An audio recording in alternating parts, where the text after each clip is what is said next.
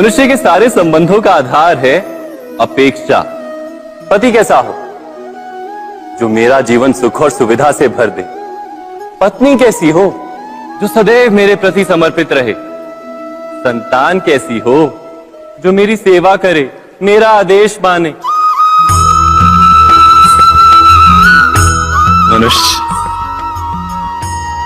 मनुष्य उसी को प्रेम भी कर पाता है जो उसकी अपेक्षा पूर्ण करता है।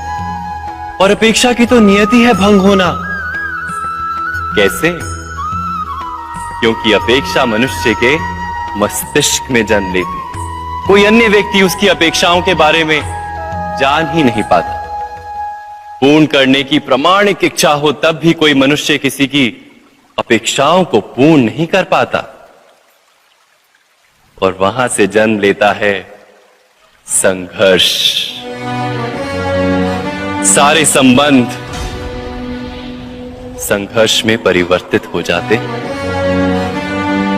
पर मनुष्य अपेक्षा को संबंध का आधार ना बनाए और स्वीकार करे केवल संबंध का आधार, तो क्या ये जीवन स्वयमेव सुख और शांति से नहीं भर जाएगा?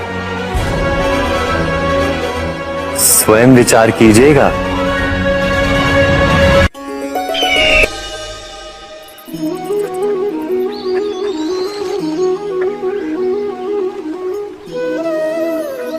समय के आरंभ से ही मनुष्य को एक प्रश्न सदा पीड़ा देता है कि वो अपने संबंधों में अधिकतम सुख और कम से कम दुख किस प्रकार प्राप्त कर सकता है। क्या आपके सारे संबंधों ने आपको संपूर्ण संतोष दिया है? विचार कीजिए। हमारा जीवन संबंधों पर आधारित है। हमारी सुरक्षा संबंधों पर आधारित है। इसी कारण हमारे जीवन के सारे सुखों का आधार भी संबंध है। किंतु फिर भी हमें संबंधों में ही अधिकतर दुख क्यों प्राप्त होते हैं? सदा ही संघर्ष भी संबंधों से ही उत्पन्न क्यों हो जाते हैं? कभी विचार किया है? जब कोई व्यक्ति किसी अन्य व्यक्ति के विचार अथवा कार्य को स्वीकार नहीं करता, उसमें परिवर्तन करने का प्रयत्न करता है, तो संघर्ष जन्म लेता है। अर्थात जितना अधिक अस्वीकार उतना ही अधिक संघर्ष, और जितना अधिक स्वीकार उतना ही अधिक सुख। क्या ये वास्तविकता नहीं?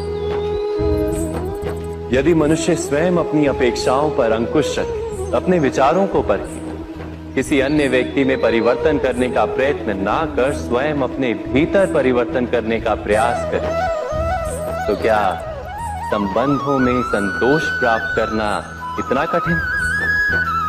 अर्थात क्या स्वीकार ही संबंध का वास्तविक अर्थ नहीं? स्वयं विचार कीजिए।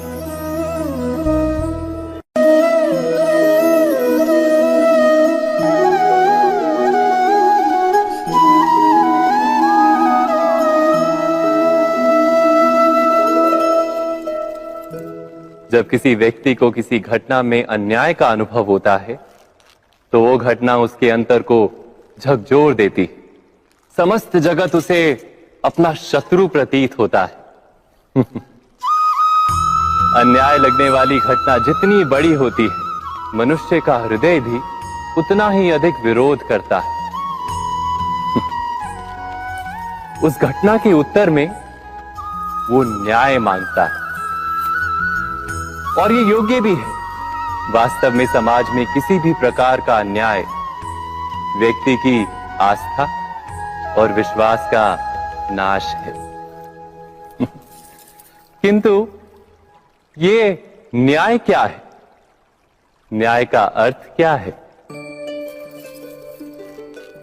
अन्याय करने वाले को अपने कार्य पर पश्चाताप हो और अन्याय भुगतने वाले के मन में फिर से विश्वास जगे समाज के प्रति। इतना ही अर्थ है ना न्याय का। किंतु जिसके हृदय में धर्म नहीं होता, वो न्याय को छोड़कर बैर और प्रतिशोध को अपनाता है। हिंसा के बदले प्रतिहिंसा की भावना लेकर चलता है।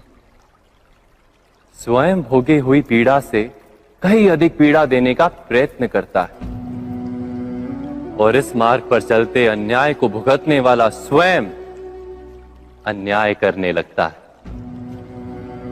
शीघ्र ही वो अपराधी बन जाता है, अर्थात न्याय और प्रतिशोध के बीच बहुत कम अंतर होता है, और इसी अंतर का नाम है धर्म। क्या ये सत्य नहीं? स्वयं विचार कीजिए। दो व्यक्ति जब निकट आते हैं तो एक दूसरे के लिए सीमाएं और मर्यादाएं निर्मित करने का प्रयत्न अवश्य करते हैं। हम यदि सारे संबंधों पर विचार करें तो देखेंगे कि इन सारे संबंधों का आधार यही सीमाएं हैं जो हम दूसरों के लिए निर्मित करते हैं, और यदि अनजाने में भी कोई अन्य व्यक्ति इन सीमाओं को तोड़ता है तो उसी क्षण हमारा हृदय क्रोध से भर जाता है। इन सीमाओं का वास्तविक रूप क्या है? क्या हमने कभी विचार किया? सीमाओं के द्वारा हम दूसरे व्यक्ति को निर्णय करने की अनुमति नहीं देते, अपना निर्णय उस व्यक्ति पर थोपते, अर्थात किसी की स्वतंत्रता का अस्वीकार करते हैं। और जब स्वतंत्रता का अस्वीकार किया जाता है तो उसका हृदय दुख से भर जाता है, और जब वो सीमाओं को तोड़ता है तो हमारा हृदय क्रोध से भर जाता है। क्या ऐसा नहीं होता?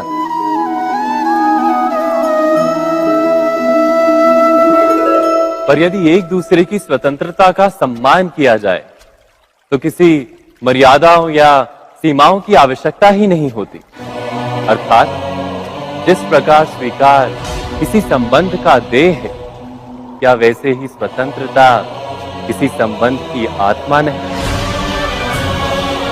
स्वयं विचार कीजिए।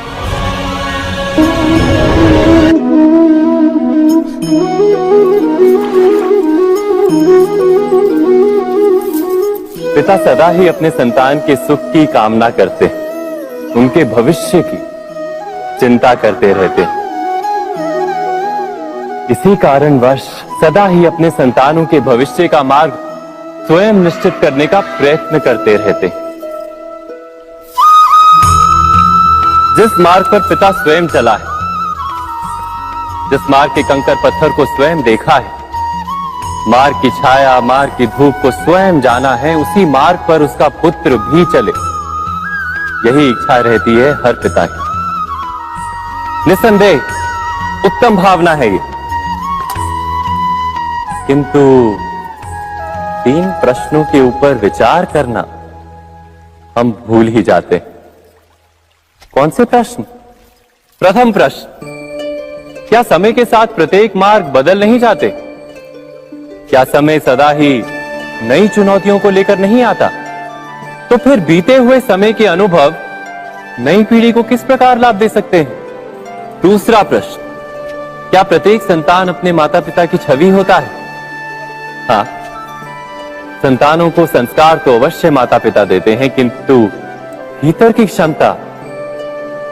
क्षमता तो ईश्वर देते हैं। तो जिस मार्ग पर पिता को सफलता मिली है, विश्वास है कि उसी मार्ग पर उसकी संतानों को भी सफलता और सुख प्राप्त होगा। तीसरा प्रश्न, क्या जीवन के संघर्ष और चुनौतियां लाभकारी नहीं होती? क्या प्रत्येक नया प्रश्न एक नए उत्तर का द्वार नहीं खोलता? तो फिर संतानों को नए नए प्रश्नों, संघर्षों और चुनौतियों से दूर रखना, ये उनके लिए लाभ करना कहलाएगा या हानि पहुंचाना? अर्थात जिस प्रकार संतान के भविष्य का निर्माण करने के बदले उसके चरित्र का निर्माण करना श्रेष्ठ है, वैसे संतानों के जीवन का मार्ग निश्चित करने के बदले उन्हें नए संघर्षों के साथ जूझने के लिए मनोबल व ज्ञान देना अधिक लाभदायक नहीं होगा? स्वयं विचार कीजिए।